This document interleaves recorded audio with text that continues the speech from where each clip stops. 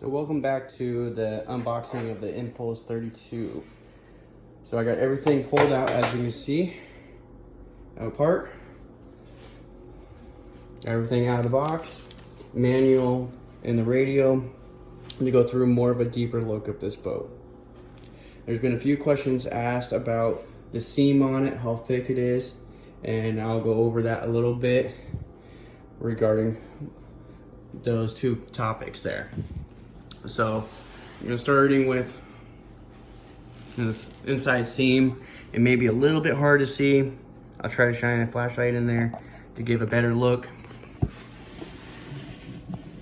You see, it's nice and smooth. There's no like globs of adhesive they've used in there. Looks like they actually did a decent job with this.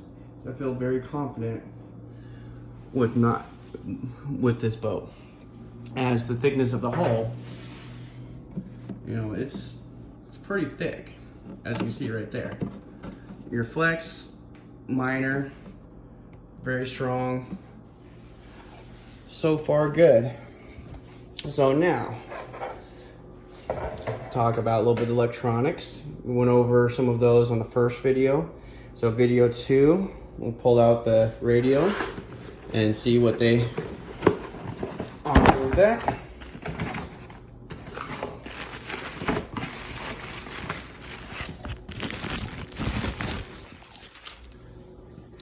So the radio looks like your DX3 type of radio. It looks like it's got some of the smart technology included with it. Smart battery level. It's got all your steering rate, brake rate, steering trim, throttle trim, and then your optional 3-channel A and B button on the side, which I really like that feature, giving it a 3-channel option there. So went away with the older 2-channel systems to something like this. So it gives a little more options for some different people. And so bringing it up to that, it looks like it is a DSMR system. So that way, if you got a compatible Spectrum radio like a DX5C, DX5C Pro, etc., then it runs a SR315 receiver, so it will bind up right to it, which would be great. As myself, I got one of those style radios, so no replacing the receiver to link up to my own radio. They include also 4 batteries for the remote right here. We got the manual with the antenna tube, plus the battery foams that you'll put right here. The battery foams, I like running double-sided Velcro tape right there just to help secure the batteries in a little bit more. And then depending on the use of the boat, I will sometimes remove the straps and just run Velcro itself. Heavy duty, 10 to 15 pound Velcro. Sometimes makes it easier for removal and install of batteries.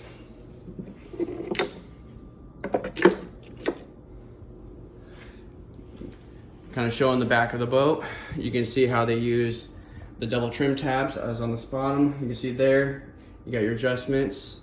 You have your adjustable strut. Looks very similar to what's on the Miss Geico. So you can adjust it up and down versus some of the other models out there where it's pretty well solid, locked in. You can probably go up and down a little bit. I'm sure the biggest question is, why is this offset? The reason why is so that way when the motor turns, you have what's known as torque roll, where every time this prop wants to spin this direction here, the boat wants to rotate that direction. With having the shaft offset like this, then it'll use the whole weight so to limit on how much this rolls to the side. If you can also move down this trim tab here a little bit by a millimeter or two, also to counteract when you're on high-speed plane and the boat leaning to the left a little bit. So moving forward a little bit from the strut, we come to the rudder, the propeller, I'm sorry, and it looks like a 42 millimeter. I cross-referenced the part number, and it looks like it's from the Blackjack 42. So Next run, we're gonna give it a try, see what happens, and then see if we change it out or not. Come around, you can see again a little bit as you got your single pickup from the rudder itself. Almost the rudder looks like something I've seen from UL19. So that makes me kind of interested, wondering about if that rudder blade will be comparable, because the bracket, the rudder, and everything looks very similar.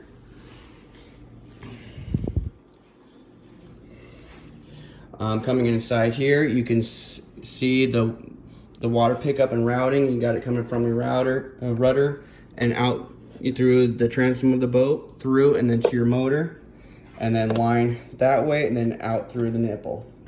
Now you see the one that's in the bottom of the hull there. We'll flip this over, get a better look. So now there's the pickup there.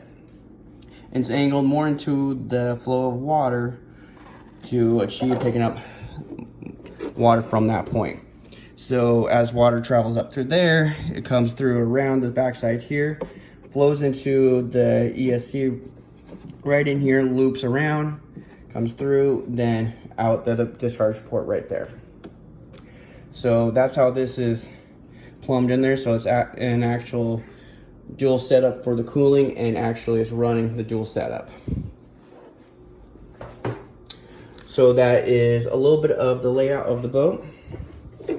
Still later on I'm going to do a out of the box setup, kind of get the batteries mounted and set the propeller height, the angle on that, the trim tabs, set those, and then play with how the weight on the boat is for the COG for this first run.